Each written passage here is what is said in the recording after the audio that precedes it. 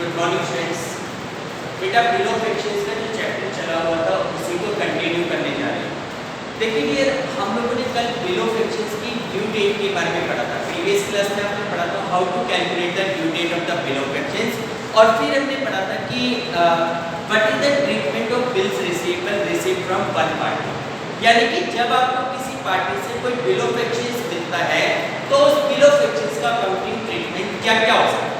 तो हम लोगों ने बात की थी कि देखो जब किसी पार्टी से कोई बिल ऑफ एक्सचेंज हमें रिसीव होता है तो we can make four treatment related to bill of exchange.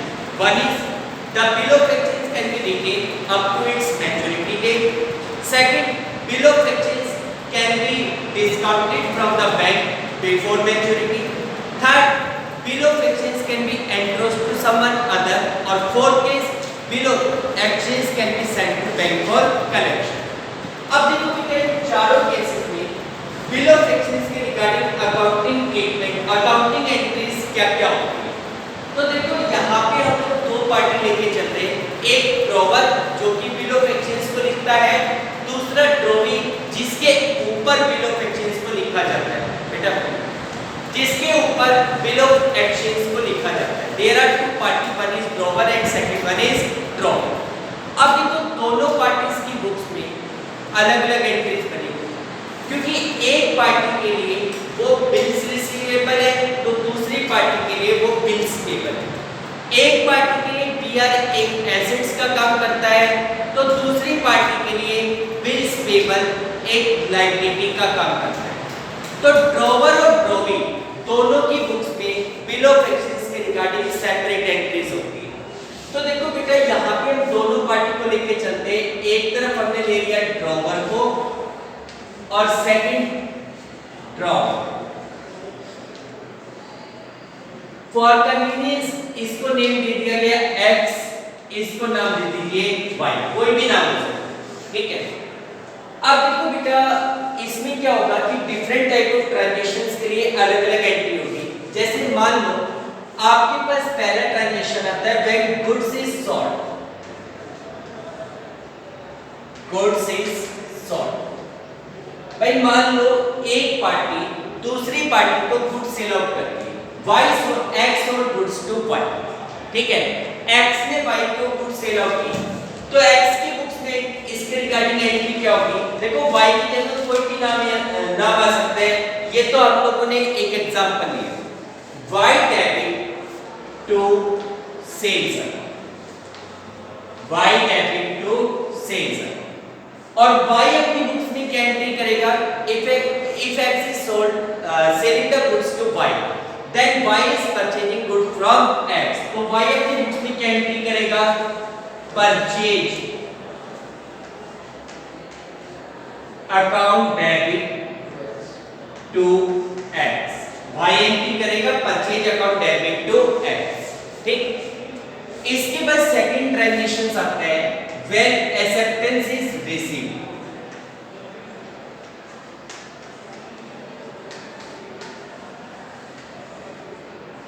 acceptance is received। देखो जैसे हमने y को गुड सेल आउट की, हम लोग y के पैसा मांगते हैं तो अपने पैसे के अगेंस्ट हम लोग y से क्या लेंगे, एक्सेप्टेंस रिसीव करेंगे। अगर हमें y से एक्सेप्टेंस मिलती है तो हम लोग उसके रिगार्डिंग क्या एंट्री करेंगे। देखो y से एक्सेप्टेंस मिलेगी जो कि x के लिए क्या कहलाएगा, बिल्स रिसीवेबल, y के लिए क्या कहलाएगा, बिल्स पेबल। x बीआर ले रहा है और y बिल्स पेबल दे रहा है तो x के लिए एंट्री होगी bills receivable account debit to y, क्योंकि y गिवर है तो y को तो करेंगे क्रेडिट, बीआर उसके पास आ रहा है बीआर को करेगा डेबिट।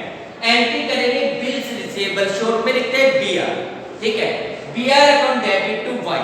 और y अपनी बुक्स में क्या एंट्री करेगा, वो x को एक्सेप्टेंस दे रहा है तो वो अपनी बुक्स में एंट्री करेगा x debit to bills payable, वो अपनी बुक्स में एंट्री करेगा x account debit to bills payable. Clear, ठीक। ये तो दो नॉर्मल एंट्रीज है जो गुड सेल आउट करने के बाद एक्सेप्टेंस को रिसीव करने के रिगार्डिंग होगी। अच्छा, जरूरी नहीं कि हर क्वेश्चंस में पहले एक पार्टी दूसरी पार्टी को गुड सेल आउट करेगी, उसके बाद एक्सेप्टेंस रिसीव करेगी, ये कंपलसरी नहीं है। कई बार क्या होता है कि पहले का कोई डेब्ट होता है, पहले का कोई लोन होता है, जिसके अगेंस्ट एक पार्टी दूसरी पार्टी पे बिल लिख रही है और दूसरी पार्टी उस बिल ऑफ एक्सचेंज को एक्सेप्ट कर रही है, ठीक है। तो उसमें सीधी एंट्री भी आ सकती है BR टू Y और ये कर देगा X टू B, ठीक। अब इसके बाद नेक्स्ट केस आता है। अब हमारे पास जैसे बिल ऑफ एक्सचेंज रिसीव हो गया, जो बिल ऑफ एक्सचेंज आपको Y से रिसीव हुआ है, आप उस बिल ऑफ एक्सचेंज के 4 ट्रीटमेंट कर सकते हैं, 4 में से कोई भी एक ट्रीटमेंट कर सकते हैं।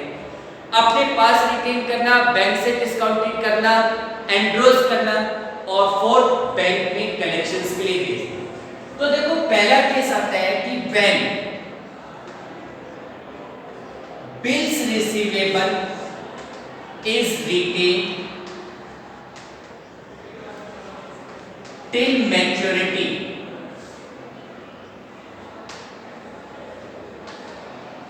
and payment is received।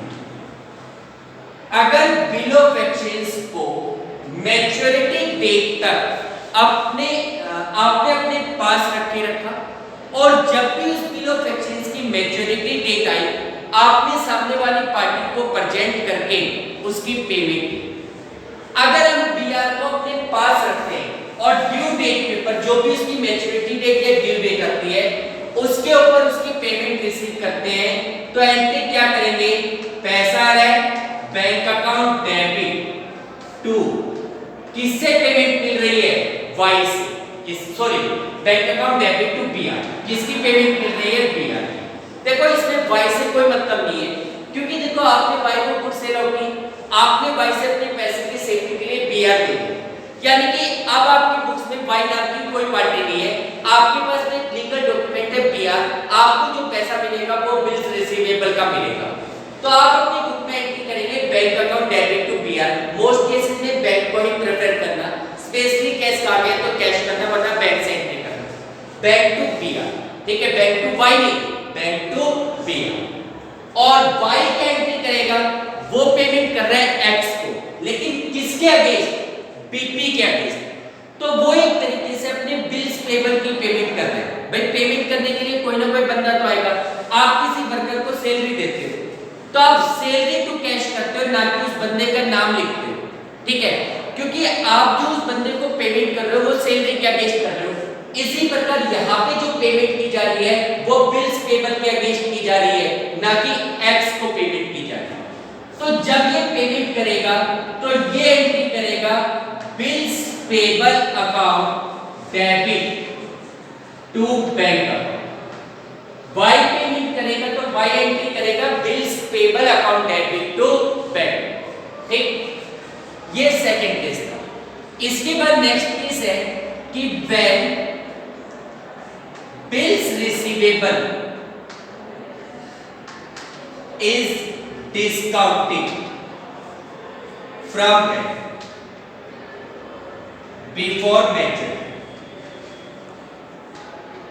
Before maturity या बिफोर ड्यू। देखो अगर किसी बिल ऑफ एक्सचेंज को उसकी मैच्योरिटी डेट से पहले बैंक से डिस्काउंटेड करवाया जाए। देखो कई बार क्या होता है कि जैसे हम किसी पार्टी के पैसा मांगते हैं, अपने पैसे की सिक्योरिटी के लिए, सेफ्टी के लिए हमने उस पार्टी से बिल ऑफ एक्सचेंज ले ली, ठीक है, and that party is liable to make the payment of that bill of exchange only on the due date of the bill. भाई जैसे उस पार्टी ने हमें 50,000 रुपए का बिल ऑफ एक्सचेंज दे दिया, दैट इज पेबल आफ्टर 3, ठीक है, 3 महीने बाद वो पार्टी उस बिल ऑफ एक्सचेंज की पेमेंट करेगी। लेकिन let's suppose just after 1 month आपको पैसे की रिक्वायरमेंट पड़ गई, जस्ट आफ्टर 1 मंथ आपको पैसा चाहिए, तो उस केस में अब देखो सीधी सी बात है, वो पार्टी तो पेमेंट करेगी नहीं, क्योंकि वो पार्टी तो आपको बिल ऑफ एक्सचेंज दे चुकी, आपको उस पार्टी को पेमेंट के लिए कह नहीं सकते। लेकिन आपको जस्ट अभी पैसे की रिक्वायरमेंट पड़ गई, तो आप क्या करेंगे कि उस बिल ऑफ एक्सचेंज को बैंक के पास लेके जाएंगे, बैंक से रिक्वेस्ट करेंगे और बैंक उस बिल ऑफ एक्सचेंज की पेमेंट ड्यू डेट से पहले आपको पे करने के लिए एग्री हो जाएगा अगेंस्ट ए कमीशन। अपना कमीशन काटेगा, बैंक का जो भी कमीशन काट के बाकी का पैसा बैंक आपको पे करेगा। इसको कहते हैं discounting the bill from bank before maturity, यानी कि बिल ऑफ एक्सचेंज को बैंक से डिस्काउंटेड करवाना उसकी मैच्योरिटी डेट से पहले। तो देखो, अगर हम किसी भी बिल ऑफ एक्सचेंज को मैच्योरिटी डेट से पहले बैंक से डिस्काउंटेड करवाना चाहते हैं, लाइक 50,000 का बीआर है, बैंक के पास में बैंक ने कमीशन डिमांड किया 500, तो 50,000 में से 500 रुपीस डिडक्ट करके बैंक हमें 49,500 की पेमेंट करेगा। तो उस केस में अगर बैंक से डिस्काउंटेड करवाते हैं तो हमारी एंट्री होगी bank account debit discount account debit to BR. भाई जैसे 50,000 का बिल ऑफ एक्सचेंज है, 49,000 बैंक दे देगा, वो तो डेबिट। जितना हमने डिस्काउंट दिया है वो हमारे लिए एक प्रकार का लॉस है, उससे भी क्या करेंगे, डेबिट और टू बीआर। अच्छा, क्या होता है कि जैसे बैंक से जब आप बिल ऑफ एक्सचेंज को डिस्काउंटेड करवाते हो तो बैंक को पेमेंट आपको कैश में नहीं करता, आपके अकाउंट में ट्रांसफर किया जाता है पहले पैसा, इसलिए इस केस में हमेशा बैंक की डेबिट होगा, bank account debit discount account debit to BR. अच्छा, इसकी बुक्स में, ड्रोवी की बुक्स में देखो, ड्रोवी की बुक्स में आज की डेट में कोई एंट्री नहीं। क्यों नहीं होगी? क्योंकि देखो, ड्रोवी तो बिल ऑफ एक्सचेंज एक्स को दे चुका जिसकी ड्यू डेट आफ्टर 3 मंथ। अब 3 मंथ से पहले एक्स उस बिल ऑफ एक्सचेंज का क्या करता है, इस बात से वाई को कोई मतलब नहीं। वाई तो केवल क्या करेगा, जब मैच्योरिटी डेट आएगी उस समय पेमेंट करेगा। आज की डेट में वाई की बुक्स में कोई एंट्री नहीं होगी, ठीक है, नो एंट्री। केवल मैच्योरिटी डेट पे जो भी इसकी मैच्योरिटी डेट आएगी और maturity that why will make the payment, उसकी एंट्री वो अपनी बुक्स में करेगा, ठीक। तो ये हमारा सेकंड केस है कि when bills receivable is discounted from bank before its due date. अगर किसी भी बिल ऑफ एक्सचेंज को उसकी मैच्योरिटी डेट से पहले, ड्यू डेट से पहले बैंक से डिस्काउंटेड करवाया, ठीक। उसके बाद फोर्थ केस आता है, नेक्स्ट केस है when bills receivable is endorsed to a third party। चलो थर्ड पार्टी का नाम ले लेते हैं Z। देखो, when the bill of exchange is endorsed to third party, अगर किसी पार्टी से मिला हुआ बिल ऑफ एक्सचेंज किसी थर्ड पार्टी को एंडोर्स किया जाए। एंडोर्स का मतलब क्या होता है, देखो मान लो लेट्स सपोज मैं वाई के 50,000 रुपए मांगता हूं, अपने पैसे की सेफ्टी के लिए मैंने वाई से बिल ऑफ एक्सचेंज ले लिया। दूसरी तरफ जेड नाम की एक अदर पार्टी है जो मेरे पैसे मांगती है। अब वो जेड नाम की पार्टी भी अपने पैसे की सेफ्टी चाहती है और वो भी मुझसे बिल ऑफ एक्सचेंज की डिमांड करती है। तो सेम बिल ऑफ एक्सचेंज जो मुझे वाई से मिला था, that can be given, that can be endorsed to Z. वो बिल ऑफ एक्सचेंज आप किसको दे सकते हो, जेड को दे सकते हो। तो कहने का मतलब ये हुआ कि जब किसी पार्टी से कोई बिल ऑफ एक्सचेंज मिलता है and same bill of exchange is endorsed to a third party, तो उसमें हमारी एंट्री क्या होगी, भाई जैसे जेड को दे दिया, जेड तो एक रिसीवर हो गया, क्या करोगे, डेबिट। बीआर आपके पास से जा रहा है, क्या करोगे, credit. Z debit to BR, Z debit to BR. अच्छा, इसमें एक कंडीशन और है। कई बार क्या होता है कि थर्ड पार्टी आपको कोई डिस्काउंट अलाउ करती है या आपको उस पार्टी को डिस्काउंट अलाउ करना पड़ता है।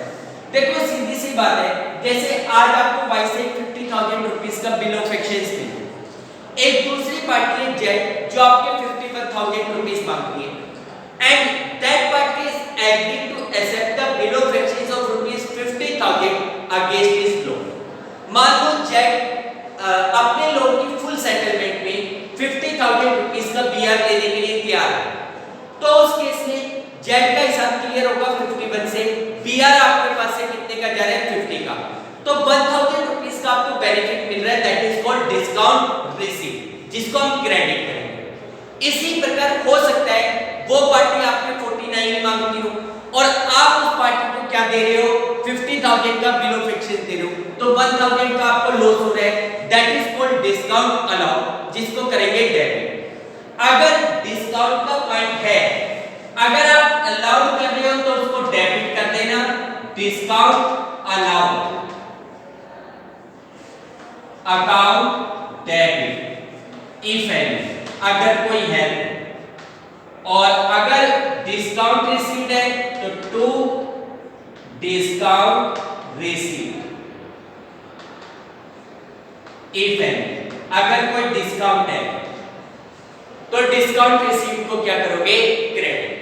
ठीक है बेटा, तो ये आता है कि अगर हमने बिल ऑफ एक्सचेंज को किसी थर्ड पार्टी को एंडोर्स किया, y की कुछ में अगर बात करें, y क्या एंट्री करेगा, भाई y कोई एंट्री नहीं करेगा। फिर बता रहा हूं कि भाई y तो अपना बिल ऑफ एक्सचेंज x को दे चुका, ठीक है, y तो केवल ड्यू डेट के ऊपर पेमेंट करने के लिए रिस्पांसिबल है, ड्यू डेट से पहले x बिल ऑफ एक्सचेंज का क्या करता है, y को इस बात से कोई मतलब नहीं, ठीक है, तो उसकी बुक्स में आज की डेट में कोई एंट्री नहीं होगी। हाँ, जब ड्यू डेट आएगी तो वो पेमेंट करेगा, उस टाइम एंट्री हो जाएगी BP account debit to bank. ठीक, ये थर्ड केस होता है when the bill of exchange is endorsed to third party. उसके बाद फोर्थ केस होता है नेक्स्ट एंट्री,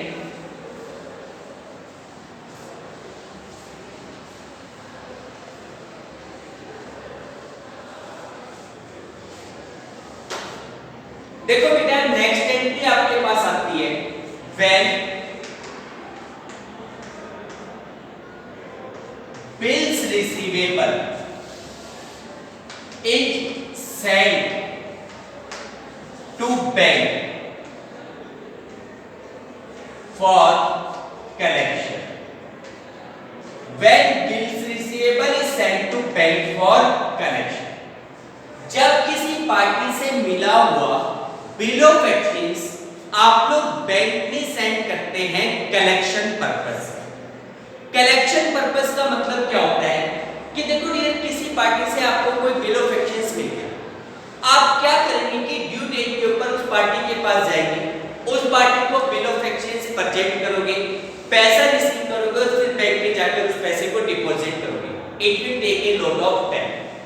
कई बार आप इस प्रॉब्लम को अवॉइड करना चाहते हो तो आपके पास एक ऑप्शन होता है कि जो बिल ऑफ एक्सचेंज आपको उस पार्टी से मिला है, आप ड्यू डेट के ऊपर या ड्यू डेट से पहले वो बिल ऑफ एक्सचेंज बैंक वालों को हैंडओवर कर दो। डिस्काउंटेड नहीं करवा रहे, बैंक को हैंडओवर किया गया इस इंस्ट्रक्शंस के साथ कि जी ड्यू डेट के ऊपर उस पार्टी के सामने बिल ऑफ एक्सचेंज प्रेजेंट करके पैसा लेना और हमारे अकाउंट में डिपॉजिट करना। बैंक आपके लिए ये फंक्शंस परफॉर्म करता है, क्योंकि मैं आपको कई बार बता चुका कि बैंक आज की डेट में वर्कर के लिए एक एजेंट के रूप में काम करता है। तो देखो बैंक आपके लिए ये काम भी करता है कि अगर आप बैंक वालों को कोई बिल ऑफ एक्सचेंज हैंडओवर करो कलेक्शंस पर्पस के लिए, तो बैंक आपके बिहाफ के ऊपर उस बिल ऑफ एक्सचेंज की पेमेंट रिसीव करके आपके अकाउंट में डिपॉजिट कर देगा। तो इसको कहते हैं sending the bill of exchange to bank for collection. ठीक है, अच्छा क्या होता है कि जब आप बिल ऑफ एक्सचेंज बैंक वालों को देते हो कलेक्शन पर्पस से, तो उसके बदले में बैंक आपको एक दूसरा डॉक्यूमेंट देता है जिसका नाम होता है बिल फॉर कलेक्शन। क्यों? क्योंकि जैसे मान लो ड्यू डेट से 10 दिन पहले आपने बैंक वालों को वो बिल दे दिया, अब बैंक वाला क्या करेगा कि उस बिल को मैच्योरिटी डेट पे ही प्रेजेंट करेगा। कल को अगर वो बिल ऑफ एक्सचेंज वहां से खो जाता है या डिस्ट्रॉयड हो जाता है या कोई और प्रॉब्लम होती है, तो आपके पास प्रूफ तो होना चाहिए कि मैंने बैंक वालों को कोई बिल ऑफ एक्सचेंज दिया है। तो इसलिए क्या होता है कि जब बिल ऑफ एक्सचेंज बैंक को दिया जाता है कलेक्शन पर्पस से, तो उस केस में बैंक हमको एक दूसरा डॉक्यूमेंट इशू करता है, that is called bill for collection. ठीक है, तो देखो जब हम बैंक बीआर बैंक में देते हैं कलेक्शंस के लिए, तो उसमें दो एंट्री होती है। पहली entry bill for collection receive, तो उसमें एंट्री होगी बीआर जा रहा है और उसके बदले में क्या मिल रहा है, बिल फॉर कलेक्शन। तो पहली एंट्री होगी bill for collection account debit to BR. Bill for collection account debit to B, भाई वो बी आर किस में कन्वर्ट हो गया, बिल फॉर कलेक्शन। वाई की बुक्स में इसके रिगार्डिंग कोई entry, in books of Y no है, ठीक। अब उसके बाद क्या होगा कि भाई जब भी इसकी मैच्योरिटी डेट आएगी या बैंक जब भी इस बिल फॉर कलेक्शन को सामने वाली पार्टी के सामने प्रेजेंट करेगा, अब वही बात होगी, या तो वाई पेमेंट करने से मना कर देगा या फिर वाई बैंक को पेमेंट कर देगा। अगर पेमेंट करने से मना करते हैं तो उसको कहते हैं dishonour of bill of exchange, जिसका टॉपिक हम आगे पढ़ेंगे।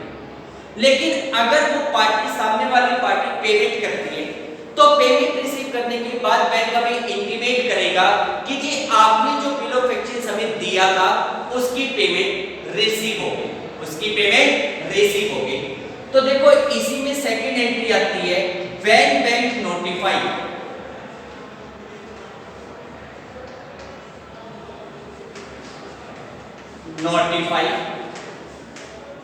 दैट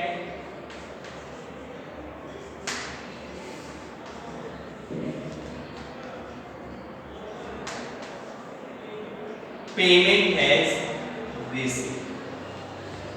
अगर बैंक हमें नोटिफाई करता है कि जी जो बिल ऑफ एक्सचेंज आपने हमें दिया था उसकी पेमेंट आ चुकी है, तो उस केस में एंट्री क्या होगी, देखो अभी तक पैसा नहीं आया था, अब बैंक ने इंटीमेट कर दिया, इसका मतलब हमारे बैंक में पैसा आ गया, तो आप बैंक को तो क्या करोगे, डेबिट। अच्छा पेमेंट किस चीज की आई है,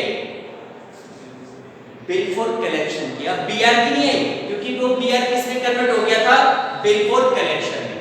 तो जब बैंक हमें नोटिफाई करता है कि जी पेमेंट आ गई, उस टाइम हम एंट्री करते हैं bank account debit to bill for collection, bank account debit to bill for collection.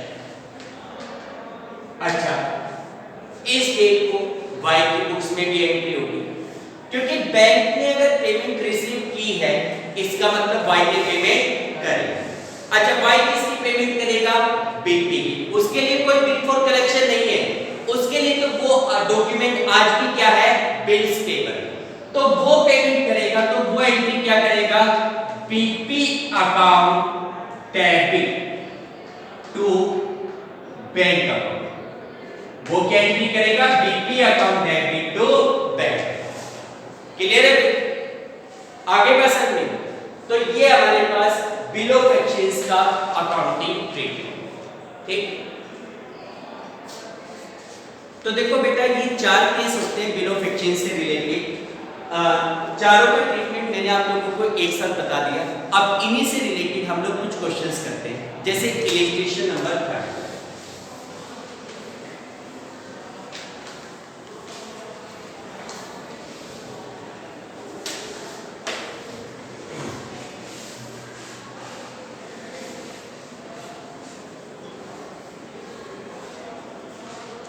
देखो बेटा आपका जो थर्ड इलस्ट्रेशन है, पहले एक बार रीड कीजिए क्या कह रहा है। देखो इस इलस्ट्रेशन में ये कह रहा है कि 1 जनवरी 2019 X sold goods to Y for ₹50,000।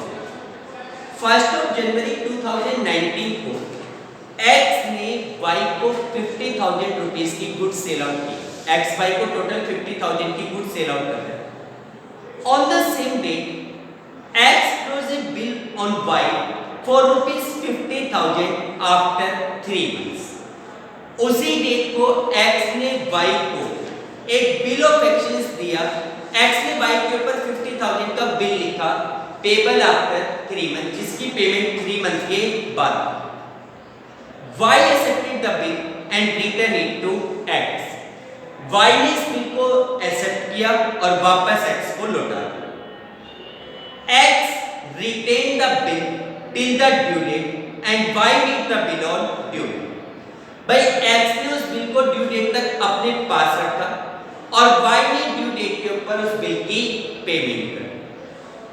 Pass journal entry, prepare necessary ledger account in books of both the party. देखो बेटा लेजर अकाउंट बनाने नहीं पूछे जाते एग्जाम में, अगर 1% गलती से पूछ भी लिया जाए तो आपके सामने एंट्रीज है, आपको लेजर पोस्टिंग करनी आती है, तो लेजर अकाउंट तो मैं आपको बनवाना है, मैं तो केवल एंट्रीज करवा रहा हूँ।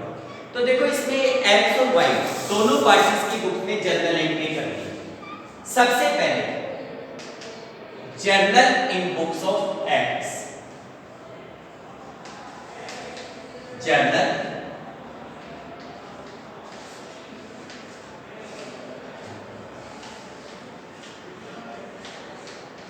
इन books of x.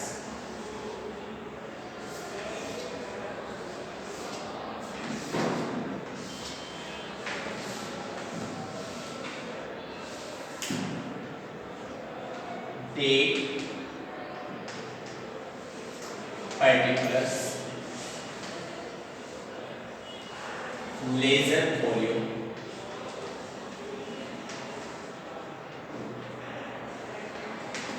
amount debit and amount credit, ये आपका फॉर्मेट है। ठीक है, देखो सबसे पहले ये कह रहे थे कि भाई on 1 January 2019 X sold goods to Y for ₹50,000। भाई एक्स ने वाई को 50,000 रुपीस की गुड्स सेल आउट की है 1 जनवरी 2019। तो 2019 1 January X sold goods to Y, भाई एक्स ने वाई को सामान बेचे, क्या एंट्री करेगा? Y debit to sales. X Y को गुड्स सेल आउट कर रहा है, तो ये एंट्री क्या करेगा? Y debit to sales. कितने की गुड्स सेल आउट की गई है? 50,000। Goods sold to Y in credit,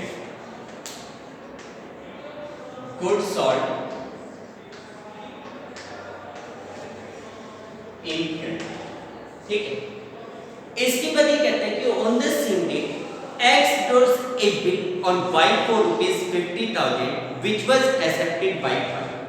भाई अपने पैसे के लिए X ने Y के ऊपर 50,000 रुपीस का बिल लिखा which was accepted by Y, जिसको Y ने क्या कर दिया?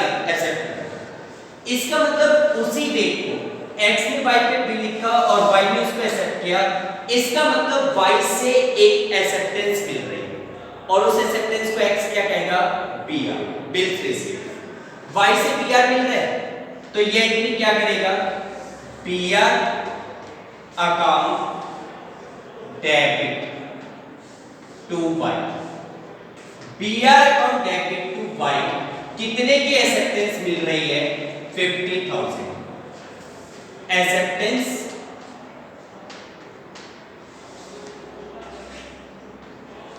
Receive from Y। भाई Y से अभी क्या मिल गई? एक्सेप्टेंस मिल गई। ठीक है, क्या मिल गई? एक्सेप्टेंस। ठीक, Y से 50,000 रुपीस की एक्सेप्टेंस मिलने के बाद उसने क्या किया कि Y के ऊपर, भाई Y से एक्सेप्टेंस मिल गई, अब उसने इस बिल ऑफ एक्सचेंज का क्या किया था? ये कह रहा था कि X retain the bill till the due date and Y make the bill on due date। भाई X ने इस बिल ऑफ एक्सचेंज को ड्यू डेट तक अपने पास रखा और Y ने ड्यू डेट के ऊपर बिल की क्या कर दी? पे।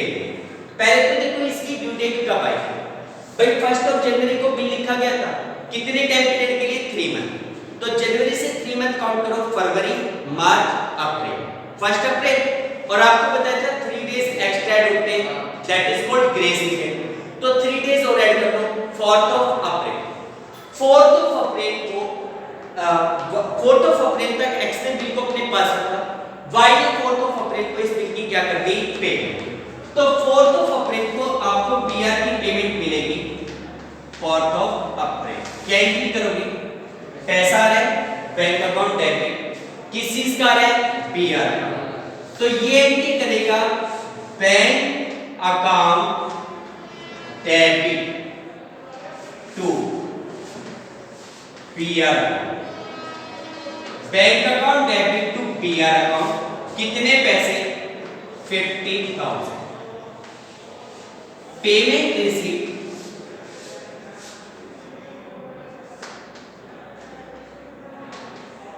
For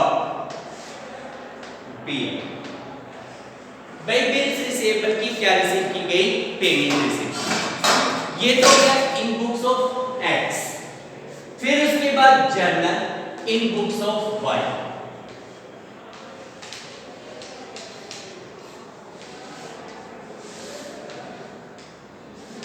general in books of work. देखो बेटा y की बुक्स में इसके रिगार्डिंग कैसे एंट्रीज बनेगी,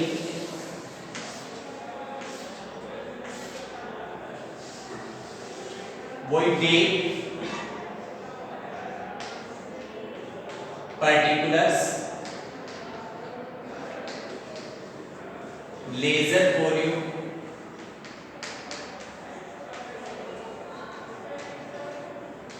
amount debit, amount credit। ठीक है बेटा, फॉर्मेट बनाने। सबसे पहले ये कह रहा था कि भाई x sold goods to y for rupees 50,000, x ने 50,000 रुपीस की गुड्स y को सेल आउट की। y के पॉइंट ऑफ व्यू से देखा जाए तो y ने 50,000 रुपीस की गुड्स x से परचेज की, तो वो एंट्री क्या करेगा, गुड्स खरीदे, purchase account debit to x। तो सबसे पहले 2019 1st ऑफ जनवरी को वो गुड्स खरीदेगा, तो क्या एंट्री करेगा, purchase account debit to x 50,000, goods purchased from x, goods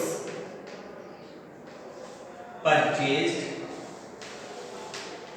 from x, x से गुड्स खरीदे। ठीक, अब इसके बाद x से गुड्स खरीदने के बाद x अपने पैसे की सेफ्टी चाहता था, इसलिए उसने x को क्या दे दी, एक्सेप्टेंस दे दी। ठीक है, वो x को क्या दे रहा है, एक्सेप्टेंस। वो एक्सेप्टेंस x के लिए बी आर, y के लिए क्या है, बिल्स पेबल। तो देखो 1st ऑफ जनवरी को वो x को एक्सेप्टेंस देगा, यानी कि बीपी देगा। x को एक्सेप्टेंस देगा, x इज द रिसीवर, क्या करोगे, डेबिट। बीपी उसके लिए एक लायबिलिटी है, बिल्स पेबल उसके लिए लायबिलिटी है, और लायबिलिटी जब इंक्रीज होती है तो उसको क्या किया जाता है, क्रेडिट। तो वो एंट्री क्या करेगा, x debit to bills payable. कितने की एक्सेप्टेंस दी गई है, 50,000 एक्सेप्टेंस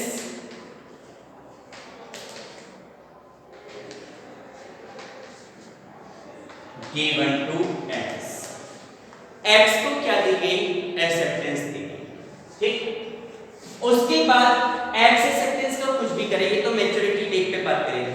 तो देखो मैच्योरिटी डेट यानी कि 4th ऑफ अप्रैल को y ने अपनी इस एक्सेप्टेंस की क्या कर दी, पेमेंट कर दी। तो 4th ऑफ अप्रैल को y एंट्री क्या करेगा, पेमेंट कर रहा है, x को नहीं। तो अभी आप सोचे x को पेमेंट कर रहा है, x एक रिसीवर है, डेबिट कर दो, नहीं, x तो खत्म हो चुका भाई, पहले आपने उसको क्रेडिट किया था, फिर डेबिट, वो तो खत्म हो चुका। अब आपके लिए क्या लायबिलिटी क्रिएट हो रही है, बीपी। तो अगर आज की डेट में आप पेमेंट करोगे तो आप किस चीज की पेमेंट करोगे, बीपी की पेमेंट करोगे, बिल्स पेबल की पेमेंट होगी।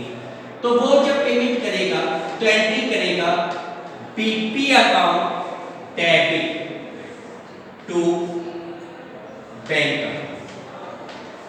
कितने की पेमेंट करेगा, 50,000। पेमेंट कितने की हो गई, 50,000। Payment made for acceptance, payment made for acceptance.